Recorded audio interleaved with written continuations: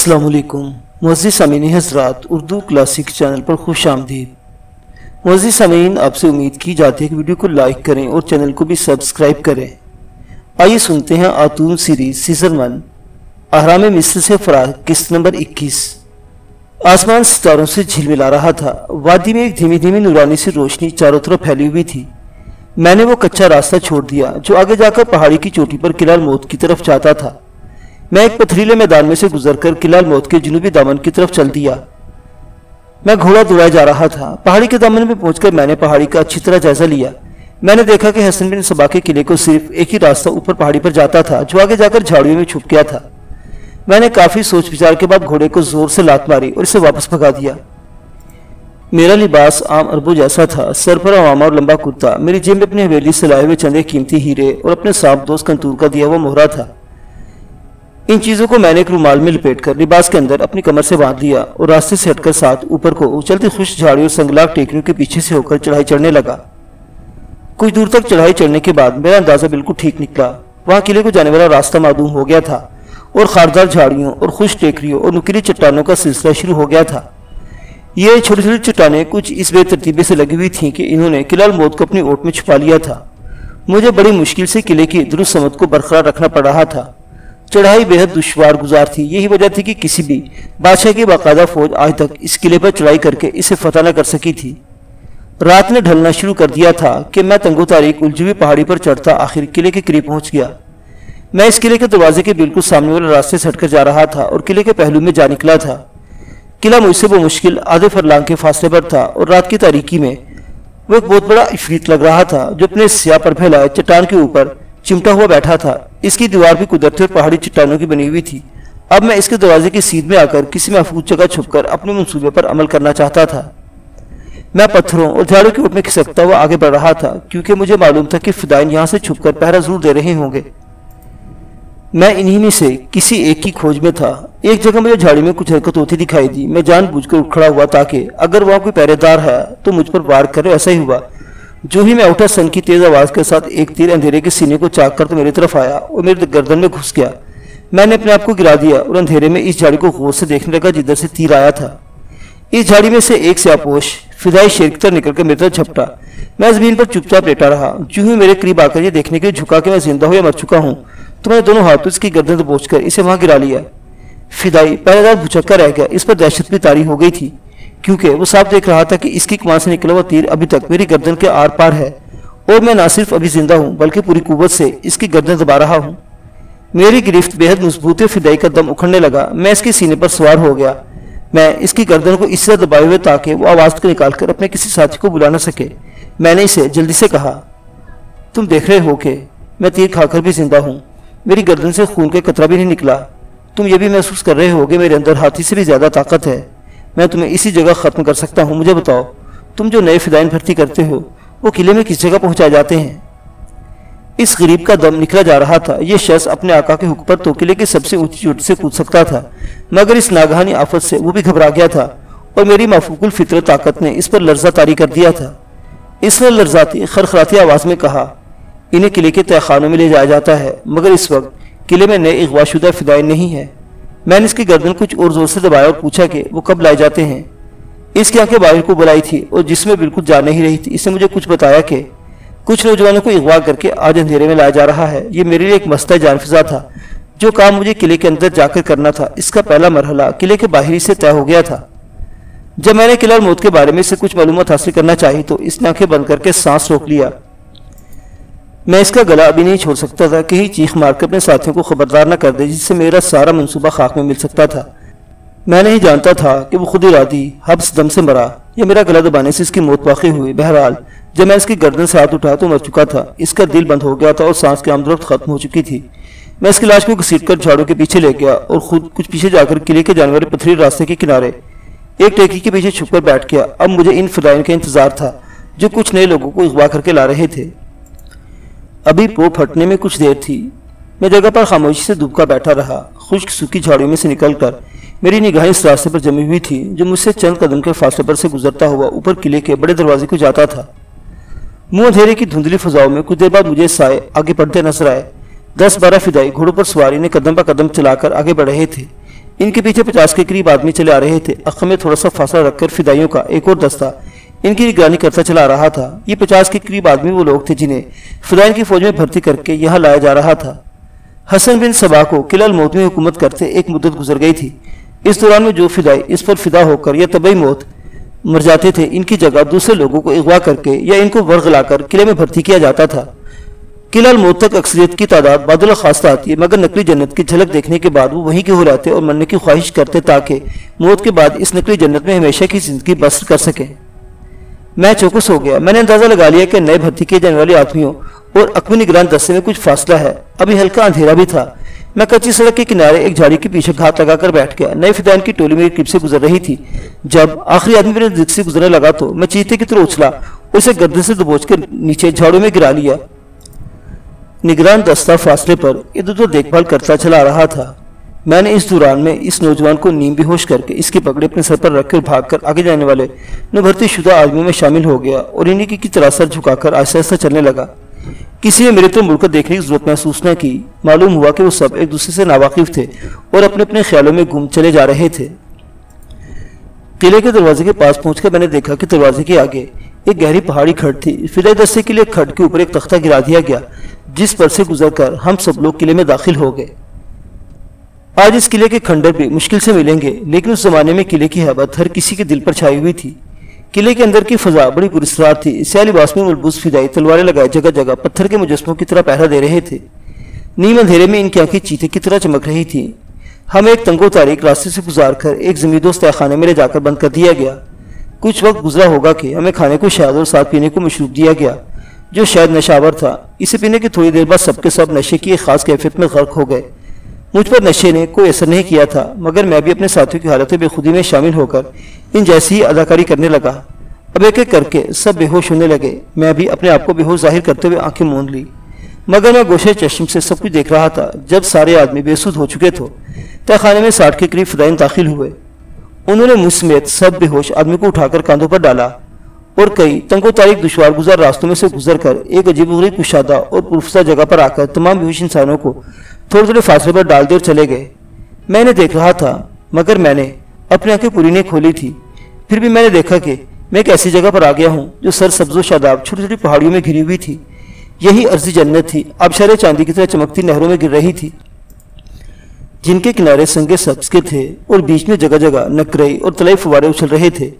درختوں پر رنگ برنگے پھولوں کی بیلیں چڑھی ہوئی تھیں جن میں طیور خوش الحانی کر رہے تھے۔ میں نے آنکھیں کھول دی۔ میرے ساتھی ابھی تک عالم سکر میں تھے اور آہستہ آہستہ انہیں ہوش آ رہا تھا۔ جا بجا سونے چاندی کے تخت بچھے تھے جن پر ریشمی چادروں کے فرش تھے۔ سبزے کی جگہ فرش پر جگہ جگہ نیلم فیروزے اور زمرد کا چھڑکاؤ کیا ہوا تھا جو طلوع ہوتے سورج کی سنہری شعاؤں میں رنگین کہکشاں کی طرح دمک رہا تھا۔ یہ شیخ الجبل حسن بن صبا کی جنت تھی جس میں ایک رات بسر کرنے کے بعد انسان شیخ کا فدائی بن جاتا تھا اور اس پر فدا ہونے کے بعد اب تک اس جنت عرضی میں زندگی بسر کرنے کے خواب دیکھتا تھا۔ حسینوں کا ایک جھرمٹ ہماری طرف بڑھا۔ انہوں نے سونے کے تشت اٹھا رکھے تھے جن میں عطر و گلاب اور مشروبات سے بھری ہوئی زمردی سراہیاں تھیں۔ میں نے آنکھیں بند کر لی اور یہ ظاہر کیا جیسے آہستہ آہستہ ہوش میں آ رہا ہوں۔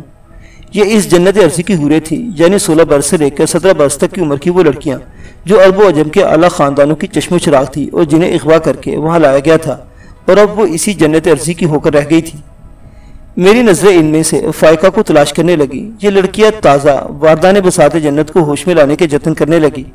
سب ہوش میں آ گئے تھے مگر نشے کی کیفیت میں غرق تھے اور اپنے آپ کو جنت میں حوروں کے درمیان پا کر حیرت زدہ بھی تھے اور مسرور بھی۔ حوریں ہم سب پر عطر و گلاب چھڑک رہی تھی۔ مجھے ان محجبینوں میں فائقہ کہیں دکھائی نہ دی۔ ان سب لڑکیوں کے رنگ کھلتے ہوئے گورے تھے مگر نیلی آنکھیں کسی کی نہ تھی اور نہ ہی کسی کی تھوڑی پر تل تھا۔ اگرچہ یہ عرب و عجم کی حسین ترین دوشیزائیں تھیں مگر ان میں فائقہ کوئی نہیں تھی۔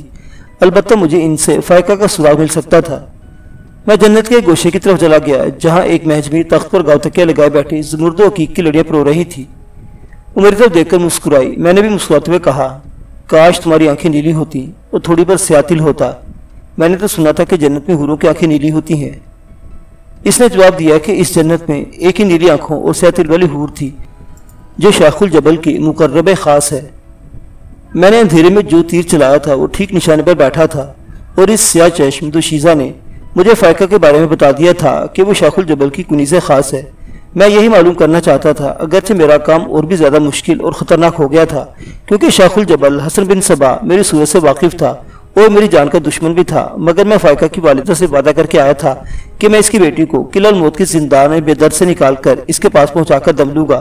سوچ رہا تھا کہ ایسی کون سی تدبیر ہو سکتی ہے کہ میں فائقہ کو یہاں سے نکال کر فرار ہو سکوں۔ میں حسن بن صبا کی جنت میں رقص کر رہا تھا، میرے ہاتھ میں اس جنت ارضی کی ایک محجبی حسینہ کا ہاتھ تھا، اور اسی حسینہ نے مجھے ایک قیمتی راز بتایا کہ فائقہ جس کی تلاش میں قلعہ الموت میں آیا تھا، شیخ الجبل حسن بن صبا کی کنیز خاص ہے اور اسی کی خدمت میں رہتی ہے۔ اس محجبی حسینہ کا نام مجھے معلوم نہیں تھا۔ ہم مدہوش ہو کر رقص کناں تھے اور آہو چشم لڑکیاں زرق برق لباس میں ملبوس جنت کی حوروں کا روپ دھارے ہم پر گلاب پاشی کر رہی تھیں، اور میں سوچ رہا تھا کہ شیخ الجبل حسن بن صبا کی کنیز خاص کو یہاں سے کیسے نکال کر لے جاؤں، جبکہ شیخ الجبال میرا جانی دشمن ہے اور ایک بار مجھ پر اپنے ایک فدائی کے ذریعے قاتلانہ حملہ بھی کروا چکا ہے۔ میں جنت ارضی کی حور کے ساتھ نحو رقص بھی تھا اور سوچ بھی رہا تھا کہ مجھے کون سی ترکیب پر عمل کرنا چاہیے کہ میں فائقہ کو ساتھ لے کر قلعہ الموت سے فرار اختیار کر سکوں۔ یہ حقیقت بھی میرے پیش نظر تھی کہ شیخ الجبال یعنی حسن بن صبا مجھے شکل سے پہچانتا ہے اور وہ میرا جانی دشمن ہے۔ وہ رات جنت ارضی یا جنت فرضی میں رقص و سرود سے مہ و نغمہ کی رات تھی۔ تازہ واردان محو رقص تھے۔ رات گزر گئی تو کچھ لوگ آئے اور ہم سب کو اس جنت سے نکال کر ایک کشادہ جگہ پر لٹا دیا گیا۔ میں ہوش میں تھا مگر اپنے آپ کو نشے میں چور ظاہر کر رہا تھا۔ دن چڑھا تو سب ہوش میں آ گئے۔ اس وقت حسن بن صبا کا وزیر خاص اپنے محافظ دستے کے ساتھ نمودار ہوا اور اس نے بلند آواز میں مخاطب کر کے کہا، تم نے جس جنت میں حور و غلمان کے درمیان رات بسر کی وہ تمہارا انتظار کر رہی ہے، مگر اب تم وہاں صرف ایک صورت میں واپس جا سکتے ہو کہ اپنے آپ کو شیخ الجبل کے حکم پر قربان کر دو، فدا کر دو، اس کے فدائی بن جاؤ، پھر تم مرنے کے بعد ہمیشہ ہمیشہ کے لیے اسی جنت میں پہنچ جاؤ گے جہاں تم نے رات بسر کی ہے۔ سب پکار اٹھے، ہم شیخ الجبل پر اپنی جان فدا کرنے کو تیار ہیں، ہمیں حکم دیجئے کہ قلعے کے اوپر سے کود جائیں گے۔ وزیر خاص نے کہا، جب اس کا وقت آئے گا تو شیخ الجبل تمہیں خود حکم دیں گے، آج سے تم شیخ الجبل کے فدائین میں شامل ہوتے ہو۔ اسی وقت ہم سب کو سیاہ کپڑے پہنا دیے گئے۔ میں نے بھی دوسرے فدائین کی طرح سیاہ کپڑے پہن کر سر پر امامہ باندھ کر سیاہ کپڑے سے سوائے آنکھوں کو اپنے چہرے کو ڈھانپ لیا۔ فدائین کی وردی نے میری شکل چھپا دی تھی اور یہ بات میرے حق میں بڑی مفید تھی، مگر اب مجھے حسن بن صبا کے قریب پہنچ کر فائقہ کو اپنی آنکھوں سے دیکھنا اور اسے قلعے سے نکالنے کے بارے میں غور و خوض کرنا تھا۔ ہمیں دوسرے فدائین میں شامل کر کے مختلف مقامات پر پہرے اور فرائض کی ادائیگی کے لیے تعینات کر دیا گیا۔ قلعے کے اندر ایک سرنگ میں سے ٹھنڈے میٹھے پانی کی ایک نہر گزرتی تھی۔ یہ نہر پہاڑوں میں پانی کے رس رس کر بہنے سے بنی تھی اور پہاڑوں کے اندر ہی اندر خدا جانے کہاں چلی جاتی تھی۔ میری ڈیوٹی اس نہر کے کنارے پانی کے بڑے بڑے مٹکے صبح و شام بھروا کر قلعے کے محل میں پہنچانے پر لگا دی گئی۔ یہ ایک بڑی بیکار قسم کی ڈیوٹی تھی اور میں شاہی محل سے کافی دور ہو گیا تھا، لیکن مجبور تھا، میں اپنی مرضی سے کچھ نہیں کر سکتا تھا۔ غلام بڑے بڑے مٹکے اور کنیزیں لمبی لمبی سرائیاں لے کر صبح و شام نہر پر آتی اور میری نگرانی میں پانی بھر کر لے جاتی۔ ظاہر ہے ان کنیزوں میں فائقہ کی موجودگی کا سوال ہی پیدا نہیں ہوتا تھا، پھر بھی میں نے ملک حبشہ کی ایک سیارنگ کنیز سے راہ و رسم بڑھانی شروع کر دی، اس خیال سے کہ ہو سکتا ہے کہ اس کے ذریعے مجھے فائقہ کے بارے میں کچھ معلومات حاصل ہو سکے، کیونکہ اس کنیز کے بارے میں مجھے معلوم ہوا تھا کہ وہ شیخ الجبل کی سکا کنیز ہے اور چشمے کے شفاف پانی میں کیوڑا ملا کر شیخ الجبل کے محل خاص کی طلائی اور نقرہ اسرائیوں کو بھرتی ہے۔ اس حبشی کنیز کا نام بانیکا ہے۔ اس ادھیڑ بن میں ایک ہفتہ گزر گیا۔ اس دوران میں نہ میں نے فائقہ کو دیکھا اور نہ حسن بن صبا سے آمنا سامنا ہوا۔ ویسے بھی وہ عام فدائین کے سامنے نہیں آتا تھا اور کچھ اس کی عمر کافی ہو گئی تھی، 70 برس سے اوپر کا ہو گیا تھا۔ میں صبح سے شام تک سرنگ والی نہر کے کنارے بڑے چبوترے پر بیٹھا پانی بھرتے غلاموں اور کنیزوں کی نگرانی کرتا۔ شام کو قلعے کی چھت پر کچھ دیر ٹہلنے کو جاتا۔ چھت کو راستہ وہی تہہ خانے میں بنے ہوئے ایک خفیہ زینے سے جاتا تھا جہاں اوپر ایک برج بنا تھا اور وہاں پہرا لگا رہتا تھا۔ قلعے کی چھت کیا تھی، چاروں طرف سے اونچی پہاڑی اور چٹانی دیواروں سے گھرا ہوا ایک سنگلاخ میدان تھا جس میں طرح طرح کی جھاڑیاں اگی ہوئی تھی۔ پہلے روز میں چھت پر آیا تو ابھی دن کی روشنی تھی۔ میں نے چٹانی دیوار پر سے نیچے جھانک کر دیکھا، الامان والحفیظ، اتنی گہری کھڈ میں نے پہلے کبھی نہیں دیکھی تھی۔ پہاڑ کی دیوار بالکل سیدھی نیچے چلی گئی تھی اور نیچے نکلی چٹانیں ابھری ہوئی تھی۔ دوسری یا شاید تیسرے روز میں چھت پر آیا تو اندھیرا ہو چکا تھا۔ اس اندھیرے میں مجھے دور قلعے کی دیوار کے ساتھ ساتھ جھاڑیوں میں کہیں کہیں دھیمی روشنی نظر آئی۔ میں سمجھ گیا یہ ایک بوٹی تھی جس کا نام آج سے 5000 برس پہلے قدیم مصر میں ویلاج تھا۔ یہ بوٹی اعصاب کی توانائی کے لیے اکسیر کا حکم رکھتی تھی۔ مجھے یاد ہے کہ ایک بار فرعون مصر کے جسم کے آدھے حصے پر فالج کا حملہ ہوا تو میرے آن جہانی والد نے میرے سامنے اس بوٹی کو کوٹ کر اس کے عرق میں تھوم کی 7 تریوں کا عرق شامل کر کے پلایا تھا، اور 1 گھنٹے کے بعد فرعون مصر نے اپنے فالج زدہ بازو کو ہلانا شروع کر دیا تھا۔ یہ بوٹی رات کے اندھیرے میں ہلکی ہلکی روشنی دیا کرتی ہے۔ میں اسے دیکھ کر رہ نہ سکا اور یوں ہی عادت سے مجبور ہو کر جھاڑی کی طرف گیا اور چند ایک بوٹیاں توڑ کر ساتھ لے آیا اور اپنی کوٹھلی میں پتھر کے کوزے میں بند کر کے رکھ دی کہ ہو سکتا ہے کبھی اس کی ضرورت پڑ جائے۔ 2 ہفتے گزر گئے۔ اس دوران میں نے فائقہ کی ایک جھلک تک نہ دیکھی۔ میری دوست حبشی کنیز بانی کا حسب معمول نہر پر پانی لینے آتی اور مجھ سے 2-4 باتیں کر کے چلی جاتی۔ میں قصداً اب اس سے فائقہ کے بارے میں بات نہیں کرتا تھا، لیکن میں نے اسے اپنا دوست بنا لیا تھا۔ اب میں اس نہج پر سوچنے لگا تھا کہ مجھے فائقہ تک پہنچنے کے لیے کوئی جرأت مندانہ قدم اٹھانا چاہیے۔ آخر میں کب تک وہاں دشمنوں کے چنگل میں بیٹھا رہوں گا؟ ایک روز حبشی کنیز بانی کا آئی تو کچھ گھبرائی ہوئی تھی۔ میں نے اسے کریدا تو کہنے لگی، کسی سے ذکر نہ کرنا، مجھے معلوم ہوا کہ شیخ سخت بیمار ہے اور مرنے والا ہے۔ اگلے روز تمام فدائین آپس میں چمگویاں کر رہے تھے۔ معلوم ہوا کہ شیخ الجبال پر فالج کا حملہ ہوا ہے۔ ایک خیال بجلی کی طرح میرے ذہن میں لہرا گیا۔ شیخ پر فالج کا حملہ ہوا تھا اور میرے پاس وہ بوٹی موجود تھی جو اسے فالج سے نجات دلا سکتی تھی۔ اس طرح سے میں شیخ کو زیر احسان کر کے اس کا قرب حاصل کر سکتا تھا۔ وہاں شیخ کی بیماری کے بارے میں بات کرنا موت کو دعوت دینے کے برابر تھا۔ میں خاموش رہا۔ ایک روز وزیر خاص نہر کے معائنے کے لیے آیا تو میں نے تعظیم بجا لاتے ہوئے شیخ الجبال کے علاج کی پیشکش کی۔ وزیر خاص نے مجھے گھور کر دیکھا اور ایک طرف جا کر پوچھا کہ میرے پاس کون سی دوا ہے اور میں قلعہ میں آنے سے پہلے کیا کام کرتا تھا۔ میں نے وزیر خاص کو بتایا کہ میرے پاس ایک خاص بوٹی ہے جو فالج کا تیر بہادف علاج ہے، اور یہ کہ میں قلعہ الموت میں آنے سے پہلے تبعات کرتا تھا۔ اگرچہ میری پرورش ہی محلاتی سازشوں کے دور میں ہوئی تھی اور میں نے باپ کو بیٹے کے ہاتھوں زہر کھا کر ہلاک ہوتے دیکھا تھا، لیکن خدا جانے کیا بات ہوئی کہ میں اس اہم نکتے کو بھول گیا کہ ایک ضعیف العمر مطلق العنان بادشاہ قریب المرگ ہے اور ایک صحت مند وزیر لامحالہ اس کی موت کی گھڑیاں گن رہا ہوگا۔ وزیر خاص نے کہا، اپنی دوا لے کر میرے ساتھ چلو۔ میں نے کوزے میں سے بوٹی نکال کر جیب میں رکھی اور وزیر خاص کے ساتھ ہو لیا۔ اس نے اپنے معتمد فدائین سے کہا کہ مجھے شاہی محل کی انتظار گاہ میں پہنچا دیا جائے۔ یہ انتظار گاہ اصل میں ایک زمیندوست قید خانہ تھا جہاں مجھے زنجیروں میں جکڑ کر پھینک دیا گیا۔ اب مجھے ہوش آیا کہ مجھ سے کتنی بھیانک غلطی ہو گئی تھی، لیکن تیر کمان سے نکل چکا تھا۔ انہوں نے مجھ سے بوٹی چھین کر اسے نظر آتش بھی کر دیا تھا۔ میں سمجھ گیا کہ وزیر خاص شیخ الجبال کی موت کا انتظار کر رہا ہے۔ قید خانہ ایک تنگو تاریک کوٹھی تھی جس میں اندھیرا چھایا ہوا تھا۔ یہاں مجھے وقت کا کوئی احساس نہیں ہو رہا تھا کہ کب دن طلوع ہوا اور کب رات ہوئی۔ میں انہی سوچوں میں گھومتا کہ مجھے کیا کرنا چاہیے کہ اندھیرے میں زینے پر مجھے روشنی بڑھتی نظر آئی۔ میں سمجھا کہ پہرے دار فدائی روٹیاں لے کر اندر آ رہا ہوگا۔ روشنی جب قید خانے کی سلاخوں کے قریب آئی تو میں نے حبشی کنیز بانیکا کو پہچان لیا۔ وہ شمع ہاتھ میں لیے چلی آ رہی تھی۔ اس کے پیچھے پیچھے فدائی پہرے دار بھی تھا۔ میں کچھ نہ سمجھ سکا۔ پہرے دار نے قید خانے کا تالا کھول کر کنیز سے کہا، نصف سات کے 5ویں حصے سے زیادہ تم اندر نہیں ٹھہرو گی، میں ابھی واپس آ رہا ہوں۔ پہرے دار چلا گیا۔ حبشی کنیز میرے پاس آ کر بیٹھ گئی۔ مجھے زنجیروں میں جکڑا دیکھ کر اس کی آنکھوں میں آنسو آ گئے۔ اس نے شمع ایک طرف رکھ دی اور کرتے کے اندر سے رومال میں لپٹا ہوا بھنے ہوئے گوشت کا ایک ٹکڑا نکال کر مجھے دیا اور کہا، تم سے ملنے کے لیے میں نے اپنی زندگی داؤ پر لگا دی ہے۔ اس کی زبانی مجھے پتا چلا کہ شیخ الجبال حسن بن صبا کا انتقال ہو گیا ہے یا اسے ہلاک کر دیا گیا ہے اور وزیر خاص نے قلعہ الموت میں بادشاہت کا اعلان کر دیا ہے۔ میں نے فائقہ کے بارے میں پوچھا کہ وہ کہاں ہے تو کنیز بانیکا نے مجھے اداس نظر سے دیکھا اور پوچھا، کیا تم فائقہ سے پیار کرتے ہو؟ اب میں نے اس سے ساری کہانی بیان کرتے ہوئے بتایا کہ میں حقیقت میں فائقہ کو قلعے سے فرار کرانے اور اس کی ماں کے پاس پہنچانے آیا تھا اور میں فائقہ سے پیار نہیں کرتا۔ حبشی کنیز کے چہرے پر اداسی کے جو سائے تھے وہ غائب ہو گئے۔ میں نے بانیکا سے کہا کہ وہ فائقہ کو قلعے سے فرار کروانے میں میری کیا مدد کر سکتی ہے۔ کنیز بانیکا سوچ میں پڑ گئی، پھر کہنے لگی، شیخ کی ساری کنیزیں اب وزیر خاص کے حرم میں ہیں اور انہیں محل سے باہر نکلنے کی بالکل اجازت نہیں ہے۔ میں نے بانیکا سے کہا، اگر کسی طرح تم فائقہ کو لے کر سونگ والی نہر پر آ جاؤ تو میں وہاں موجود ہوں گا اور نہر کے ذریعے اسے نکال کر لے جانے کی کوشش کروں گا۔ حبشی کنیز نے تعجب سے پوچھا کہ میں تو زنجیروں میں جکڑا ہوا ہوں، میں کس طرح آزاد ہو کر نہر پر پہنچ سکتا ہوں؟ میں نے کہا، تم اس کی فکر نہ کرو، مجھے یہ بتاؤ کہ کیا تم فائقہ کو میری خاطر نہر پر لا سکتی ہو؟ اس نے کہا، میں کوشش کروں گی۔ میں نے اسے جب مجبور کیا تو وہ راضی ہو گئی اور کہنے لگی، اس وقت باہر رات کا آخری پہر گزر رہا ہے، میں 2 راتیں گزرنے کے بعد تیسری رات کو فائقہ کو ساتھ لے کر نہر پر آ جاؤں گی۔ مجھ سے کچھ اور بھی کہنا چاہتی تھی، شاید اپنے دل کی باتیں زبان پر لانا چاہتی تھی کہ پہرے دار آ گیا اور کنیز کو واپس جانے کا حکم دیا۔ بانیکا چلی گئی۔ میں اندھیری کوٹری میں ایک بار پھر اکیلا رہ گیا، مگر میں بڑا خوش تھا کہ ایک طریقہ کار طے ہو گیا تھا۔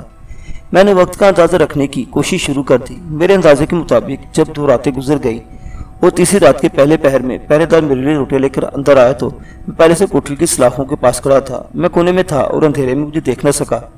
روز کے مطابق اس نے سلاخوں میں سے ہاتھ بڑھا کر روٹی اندر پھینک دی اور مجھے آواز دی۔ میں اسی لمحے کا انتظار کر رہا تھا۔ جو ہی اسے روٹیاں پھینکنے کے لیے اندر ہاتھ ڈالا، میں نے لپک کر اس کا ہاتھ پکڑ کر اپنی طرف کھینچا۔ پہرے دار ہکا بکا رہ گیا۔ کھینچنے سے اس کا سر بڑے زور سے سلاخوں سے ٹکرایا اور اس نے خنجر نکال کر میرے ہاتھ پر وار کیا، لیکن اس کے وار سے میرا کیا بگڑ سکتا تھا۔ میں نے اس کی گردن دبوچ کر 2-4 جھٹکے دیے اور اس کا کام تمام کر دیا۔ مجھے اس کی جیب سے تالے کی چابی نکالنے کی ضرورت نہیں تھی، میں اپنی زنجیریں پہلے ہی توڑ چکا تھا۔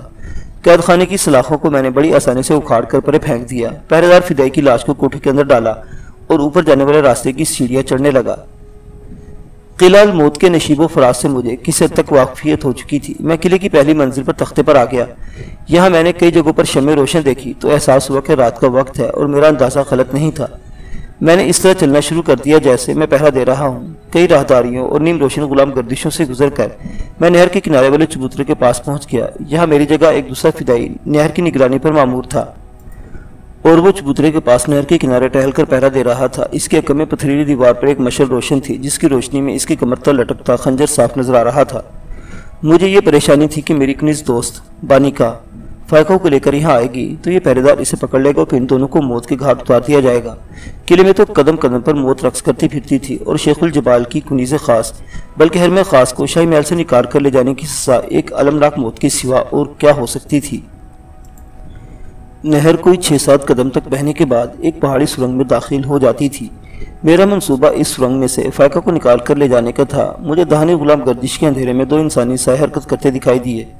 چونکہ میری نگاہ اندھیرے میں بھی اشیاء کی حولیں دیکھ سکتی تھی، اس لیے میں نے دیکھا کہ آگے آگے حبشی کنیز بانیکا تھی اور اس کے پیچھے گورے رنگ کی ایک لڑکی سیاہ چادر میں لپٹی پھونک پھونک کر قدم اٹھاتی چلی آ رہی تھی۔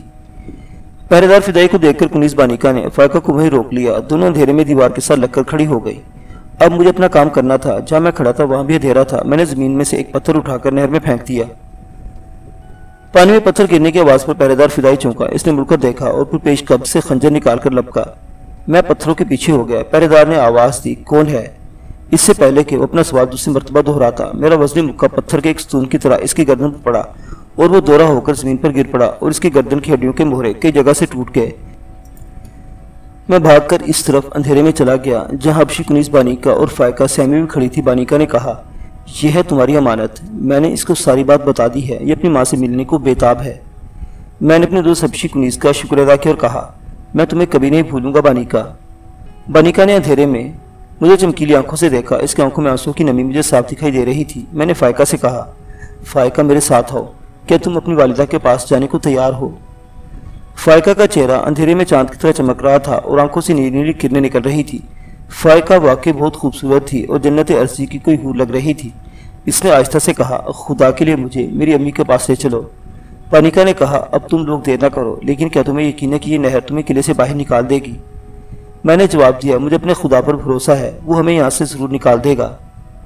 میں نے آخری بار اپنے دوست حبشی کنیز کو دیکھا۔ مجھے معلوم تھا کہ شاید اب میں اس کی زندگی میں اسے کبھی دوبارہ نہ دیکھ سکوں گا۔ میرے دل میں بھی اس کی محبت اور ایثار کا گہرا اثر تھا، مگر میں سوائے شکر ادا کرنے کے کچھ بھی نہ کر سکتا تھا۔ چنانچہ میں نے فائقہ کا ہاتھ پکڑا اور اسے تقریباً کھینچتا ہوا نہر کے کنارے اس مقام پر لے گیا جہاں نہر سرنگ میں داخل ہوتی تھی۔ مجھے معلوم تھا کہ نہر کا پانی 3-4 فٹ سے زیادہ گہرا نہیں ہے اور سرنگ کی چھت سے 1 فٹ نیچے رہتا ہے۔ میں نہر میں اتر گیا اور ہاتھ پکڑ کر فائقہ کو بھی اس نہر میں اتار لیا۔ پانی ٹھنڈا تھا، فائقہ کی گردن تک پانی میں ڈوب گئی تھی۔ میں نے اس کا ہاتھ پکڑ لیا اور آہستہ آہستہ آگے بڑھنا شروع کر دیا۔ معزز سامعین حضرات، آتون کی یہ داستان ابھی جاری ہے۔ بقیہ واقعات اگلی قسط میں دیکھتے رہیے اردو کلاسک۔ اللہ حافظ۔